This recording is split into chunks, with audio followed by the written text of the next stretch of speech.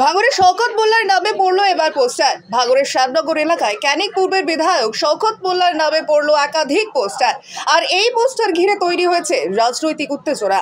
আর সেই পোস্টারে লেখা রয়েছে, ক্যানিং এবং জীবনতলা থেকে লোক এনে ভাঙড়ে সন্ত্রাস করে খুন করলো, সেই খুনের দায় আরাবুল জেলে। শওকত মোল্লা বাইরে কেন, প্রশাসন জবাব দাও। এর পাশাপাশি আরও লেখা রয়েছে, মুখ্যমন্ত্রী দ্বারা স্বীকৃত বোমাগুলির মাস্টার মাইন্ডের ভাঙড়ে ঠাঁই নাই। এছাড়া একাধিক পোস্টার পড়লো ভাঙড়ে, যা নিয়ে তৈরি হয়েছে রাজনৈতিক জল্পনা। লোকসভা নির্বাচন ইতিমধ্যেই শুরু হয়ে গিয়েছে, আর এরই মধ্যে ভাঙড়ে শওকত মোল্লার নামে পড়লো পোস্টার, যা ঘিরে তুমুলে উত্তেজনা। দেখুন, ওরা আমাদেরকে আশীর্বাদ করছে। সে আমাদের পক্ষের লোক হোক আর বিপক্ষের লোক, কারা পোস্টার করছে জানি না, যারাই করুক তারা আমাদের আশীর্বাদ করছে, দোয়া করছে বলে আমি অন্তত মনে করছি। এভাবে যত বেশি করবে তত বেশি এই এলাকায় তৃণমূল কংগ্রেস শক্তিশালী হবে। কারণ ভাঙড়ের মানুষ শুভবুদ্ধি সম্পন্ন মানুষ, তারা মিথ্যাকে কখনো প্রশ্রয় দেয় না আর মিথ্যাকে কখনো প্রশ্রয় দেবেও না।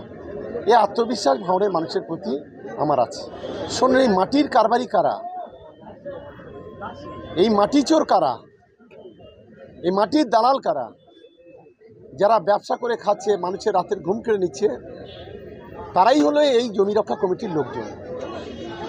ফলে মানুষ আজকে তাদের ন্যায্য অধিকার, ন্যায্য দাবি নিয়ে প্রশাসনের কাছে, প্রশাসন সেটা কন্ট্রোল করছে। আমি আশা করি এগুলো সব বন্ধ হয়ে যাবে। দেখুন, এখানে জমি কমিটির যে অত্যাচার এবং যেভাবে গত ৩-৪ বছর ধরে এই কোলেঘাট ২ নম্বর লুট করেছে জমি রক্ষা কমিটি রাজনীতির নাম করে, স্বাভাবিকভাবে তাদের সঙ্গে মানুষ আর থাকতে চাইছে না। মানুষ দলে দলে সেই ইলেক্টেড মেম্বার যারা আছেন তারা সহ, যারা জমি রক্ষা কমিটির যারা সদস্য, আইএসএফ যারা সদস্য, তারা একের পর এক তৃণমূল কংগ্রেসে যোগদান করছে। আমরা দলের পক্ষ থেকে তাদেরকে স্বাগত জানাচ্ছি। আসলে এই শওকত মোল্লারা গত কয়েকদিন ধরে জমি কমিটির বিরুদ্ধে যেভাবে মিথ্যা অপপ্রচার করে যাচ্ছে, সেই অপপ্রচারের জবাব এলাকার সাধারণ মানুষ আজ পোস্টারের মাধ্যমে শওকত মোল্লার মুখের উপরে ছুঁড়ে মেরেছে, একেবারে পুরো বাজার ভরিয়ে দিয়েছে। যত সারা মিথ্যা প্রচার এই শওকত মোল্লারা করে যাবে, তত জমি কমিটির প্রচার বাড়বে, জমি কমিটি আরও সামনে আসবে।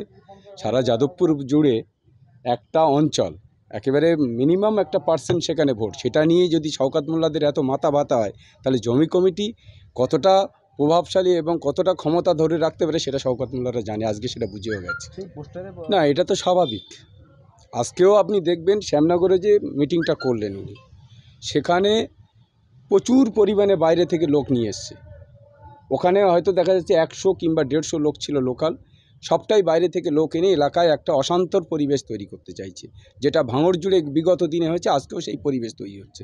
আর সেই ইলেকশনের সময় যা যা ঘটেছে সব তো প্রত্যেকটা মানুষ, এলাকার মানুষ জানে যে তারা এই এলাকায়, যেই ভাঙড় জুড়ে একেবারে নজিরবিহীনভাবে আগে কোনো দিন হয়নি, এত সন্ত্রাসের মুখ মানুষ দেখেনি, এত প্রাণহানি হয়নি, যেটা এবারে করে দিয়েছে। এটা তো বাস্তব রূপটা মানুষ আজকের সাধারণ মানুষ পোস্টারের মাধ্যমে তুলে।